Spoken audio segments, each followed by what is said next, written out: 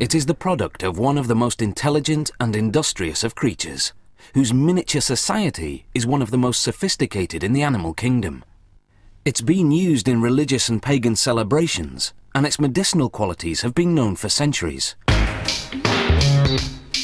It all begins in a field where worker honeybees suck nectar from flower blossoms, such as clover.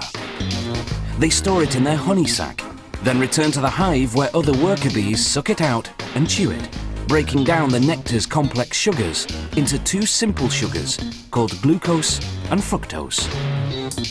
The bees then deposit the nectar into the cells of the wax honeycombs they've built. They fan it with their wings until most of the water content evaporates in the warm air of the beehive. What's left is thick and gooey honey. The bees then cap each honey-filled cell with beeswax. That's when the beekeeper steps in.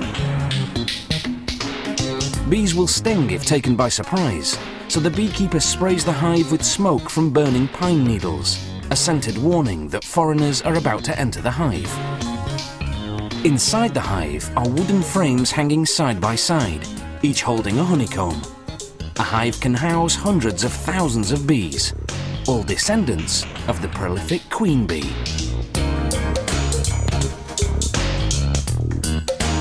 The queen bee lays up to 2,000 eggs per day, creating the workforce needed to feed and protect the colony. But the beekeeper tricks the colony's defenders. He replaces the hive's cover with a device called a bee escape, which smells like cherries. Bees dislike the scent, so most fly to the bottom sections of the hive. Another warning spray, and the beekeeper removes the bee escape. Now, he can escape with the honeycombs.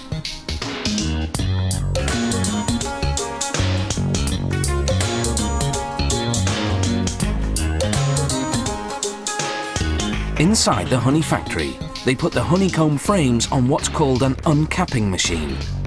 Like a razor, it shaves off the wax caps of the honey-filled cells of the combs. They scrape off the remains manually. Then they set the frames on another machine called a honey extractor. It spins the honeycombs until all the honey is forced out of the cells. Afterwards, they filter the honey to remove any pieces of wax that have slipped through. Then the honey is ready for bottling. Some beehives contain smaller frames designed to produce honey that isn't extracted from the honeycomb. Workers remove the frame and cut the honeycomb into pieces with a heated knife. This seals the wax around the honey inside.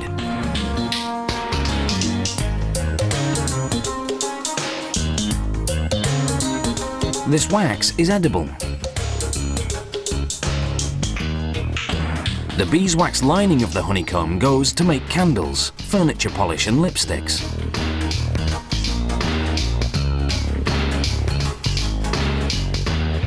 When producers have more liquid honey than they can sell, they simply let it granulate, where it develops sugar crystals that turn hard and white. Then when orders come in, they return it to its original liquid form by heating it to 130 degrees Fahrenheit. The jars are vacuum cleaned, then filled.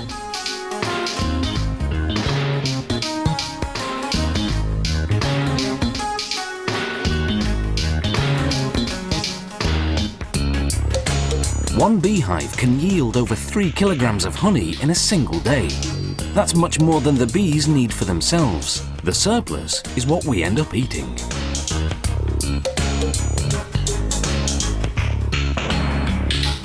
Honey production today is both efficient and humane. For centuries, the only way to harvest honey from hives had been to kill the bees. Then in 1851, an American beekeeper invented a way to get the honey, yet spare the bees. His method, with the removable honeycomb frames, is the one we still use today.